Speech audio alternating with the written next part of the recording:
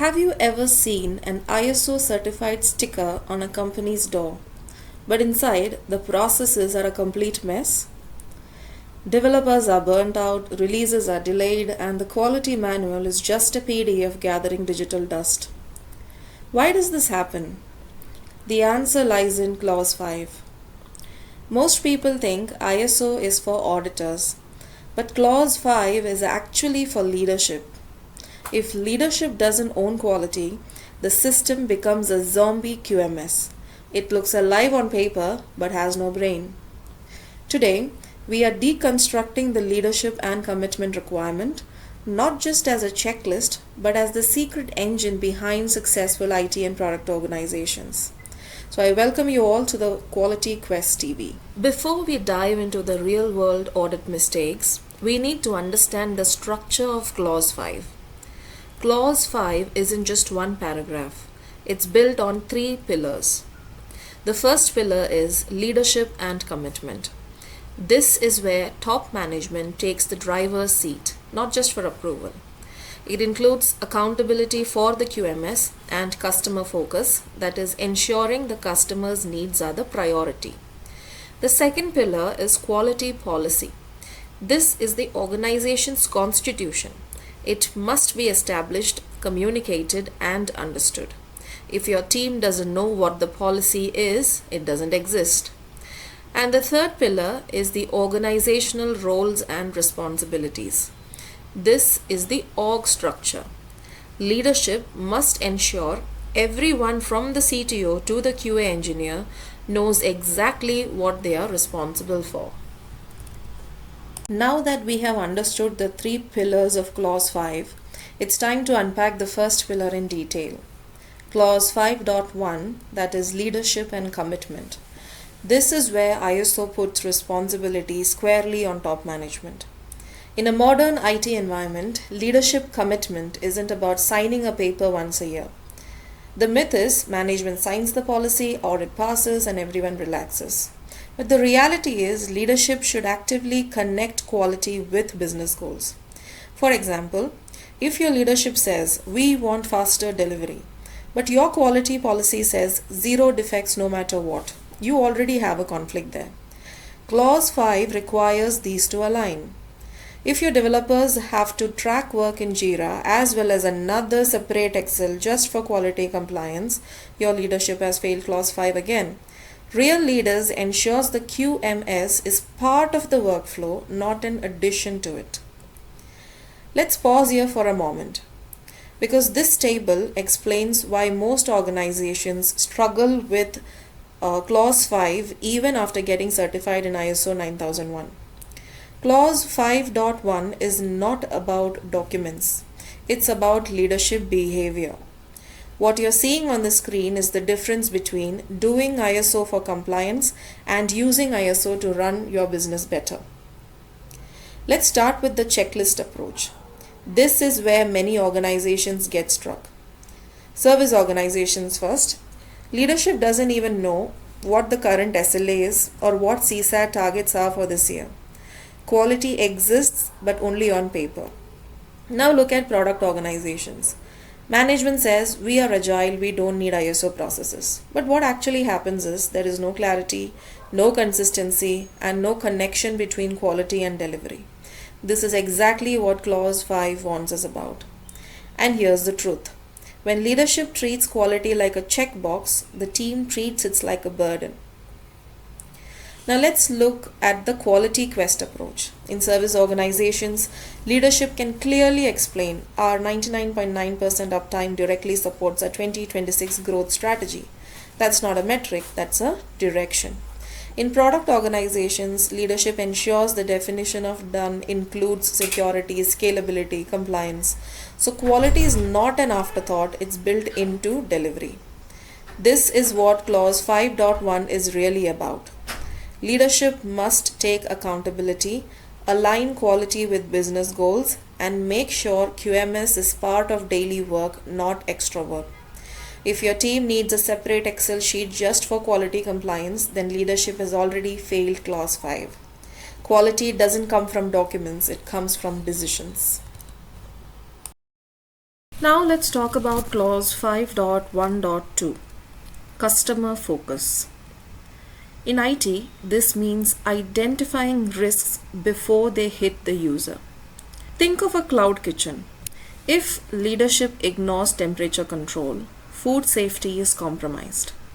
Similarly, in software, if leadership doesn't prioritize GDPR or security compliance, they are failing their customer focus. Then customer trust is already at risk. Clause 5.1.2 expects leaders to ensure that statutory and regulatory requirements are understood, addressed, and monitored, not just during audits. Now let's talk about the second pillar, Clause 5.2, the quality policy. I like to call this the organization's constitution. In many IT companies, this is just a framed paper in the lobby that no one reads.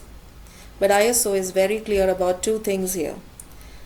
First, establishing the policy, and second, communicating the policy. So 5.2.1, establishing the policy, what does it mean? Leadership must create a policy that actually fits the company's context. If you are a 10-person AI startup, your policy shouldn't look like a 500-page manual from a 1980s manufacturing plant. It needs to provide a framework for setting your actual quality objectives. The next, 5.2.2, communicating the policy. This is where most audits fail. This clause says the policy must be available, communicated, and understood. If I walk up to a lead developer and ask about the quality policy and they say, "I've never heard of it," that is a non-conformity for the leadership. It doesn't mean they need to memorize it word for word, but they must understand its intent, like we prioritize security over speed, or we follow a shift left testing approach, so on and so forth. If your team doesn't know it, it simply doesn't exist. The third and final pillar is clause 5.3, organizational roles, responsibilities, and authorities. Think of this as the who does what of your organization. In a traditional setup, people used to point at the management representative for everything quality related. But in the 2015 version of ISO 9001, that role was removed. Now, leadership must ensure that responsibilities for the QMS are assigned and understood by the people who actually do the work. Let's look at an IT operations project. Imagine a major server outage occurs at 2 a.m. The L1 support engineer fixes the issue by restarting the service, but they don't log a problem record for root cause analysis because they didn't think it was their job. 2 days later, the server crashes again. This is a classic failure of clause 5.3. Leadership must define the specific boundaries here.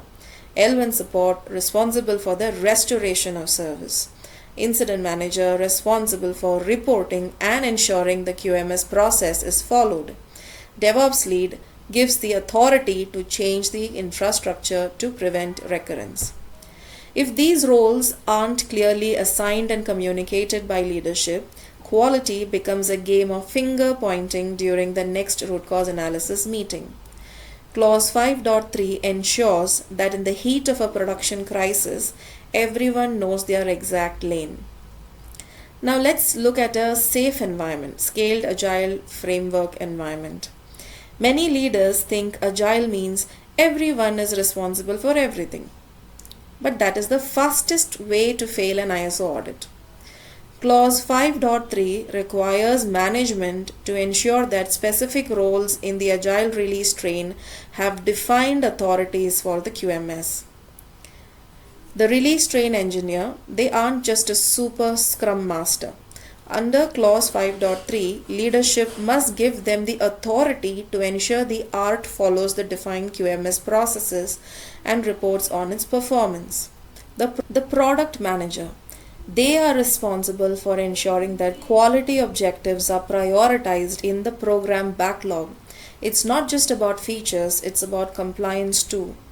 System architect. They hold the authority to ensure the definition of done includes technical quality standards like security and scalability. In a safe project, if your business owners aren't supporting these roles, or if the Scrum teams don't understand their specific quality authorities, you aren't just failing to be agile, you are failing ISO Clause 5.3. Leadership must ensure that the agile roles they have created are actually empowered to protect the quality of the product. The question is Clause 5 just a way to blame leadership? Not at all. As a quality professional, it is your strongest tool. It gives you the authority to ask for the right tool, the right training, and the right leadership involvement. If your leadership isn't committed, your QMS is just a house of cards. Next time you are in an audit, don't just show a signed policy. Show them how your leaders talk about quality in their town halls.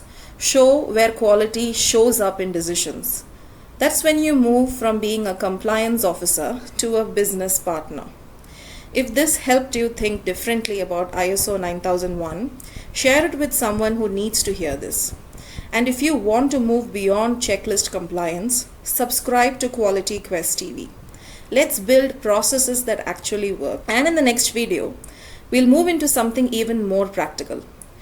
Clause 6, which is about planning, risks, and opportunities. Because quality isn't just about fixing problems after they happen.